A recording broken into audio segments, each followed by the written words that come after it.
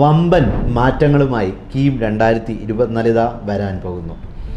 നമുക്കറിയാം, കേരളത്തിലെ എഞ്ചിനീയറിങ്ങിന് ഗവൺമെൻറ് കോളേജിലെ മുഴുവൻ സീറ്റിലേക്കും പ്രൈവറ്റ് കോളേജിലെ 50% സീറ്റിലേക്കും ഇതിന് പുറമെ ഫാർമസി സീറ്റുകൾ ലഭിക്കാനായിട്ട് നിർബന്ധമായിട്ടും എഴുതേണ്ട എക്സാമാണ് കീം. അപ്പോൾ അത് ഈ വർഷം മുതൽ പൂർണ്ണമായിട്ടും ഓൺലൈൻ ആവാൻ പോവുകയാണ്. അപ്പോൾ അതുമായി ബന്ധപ്പെട്ട കാര്യങ്ങളാണ് നമ്മൾ ഇന്നത്തെ വീഡിയോയിൽ പറയുന്നത്. അപ്പോൾ ചാനൽ സബ്സ്ക്രൈബ് ചെയ്യുക, ബെല്ലൈക്കൺ അമർത്താൻ മറക്കരുത്. കാരണം ഇതുമായി ബന്ധപ്പെട്ട നിരവധി വിവരങ്ങൾ നിങ്ങൾക്ക് ഇനി ലഭിക്കാനുണ്ട്. ഓക്കെ, അപ്പോൾ ചാനൽ ഇപ്പോൾ തന്നെ സബ്സ്ക്രൈബ് ചെയ്യുക. തിരികെ വീഡിയോയിലേക്ക് വരാം.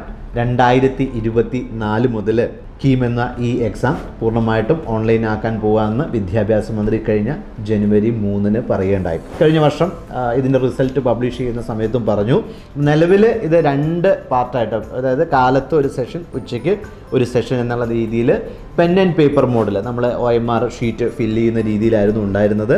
അപ്പോൾ അതിനെക്കാട്ടി ഈസി ആയിട്ടായിരിക്കും ഇതുണ്ടാവുക. 3 മണിക്കൂറായിരിക്കും ഇതിൻ്റെ പരമാവധി സമയം വെക്കാൻ പോകുന്നത്. അപ്പോൾ ഇതിനകത്ത് ഈക്വൽ വെയിറ്റേജോടുകൂടി ഫിസിക്സ്, കെമിസ്ട്രി, മാത്തമാറ്റിക്സ് ഇങ്ങനെയായിരിക്കും.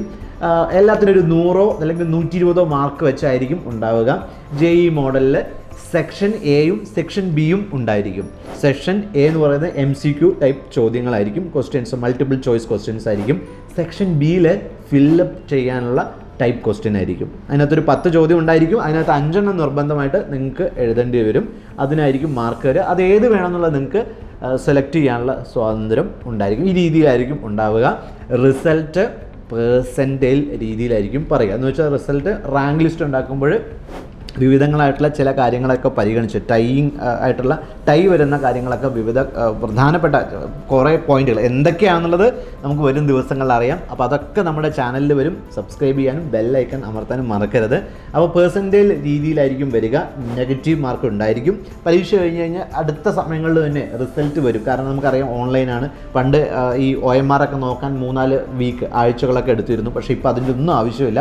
അതുകൊണ്ട് പെട്ടെന്ന് തന്നെ റിസൾട്ടും കൗൺസിലിങ്ങും ഒക്കെ വേഗം തുടങ്ങും. അപ്പോൾ അപ്ലിക്കേഷനൊക്കെ നമുക്കൊരു മാർച്ചിൽ പ്രതീക്ഷിക്കുന്നു. ഒരു പക്ഷേ കുറച്ച് നേരത്തെ തുടങ്ങിയേക്കാം. എന്തായാലും ഇതുമായി ബന്ധപ്പെട്ട വിവരങ്ങളെല്ലാം കൃത്യമായിട്ട് ഫൈനലൈസ് ആയതിനു ശേഷം മാത്രമാണ് പ്രോസ്പെക്ടസ് ഇറങ്ങുക. അതുകൊണ്ട് ജനുവരിയിൽ ഉണ്ടാവില്ല എന്ന് പ്രതീക്ഷിക്കുന്നു. എന്തായാലും വരുന്ന മുറയ്ക്ക് നമ്മൾ കൃത്യമായിട്ട് അറിയിക്കുന്നതായിരിക്കും. അപ്പോൾ ഈ വർഷം മുതൽ MCQ ടൈപ്പാണ്. അപ്പോൾ അതിനനുസരിച്ച് മെൻ്റലി നിങ്ങൾക്ക് പ്രിപ്പയർ ചെയ്യാം. അതിനനുസരിച്ചുള്ള രീതിയിൽ നിങ്ങൾക്ക് പഠനവും അതിൻ്റെ മോക്ക് ടെസ്റ്റുകളൊക്കെ എടുത്തു തുടങ്ങാം.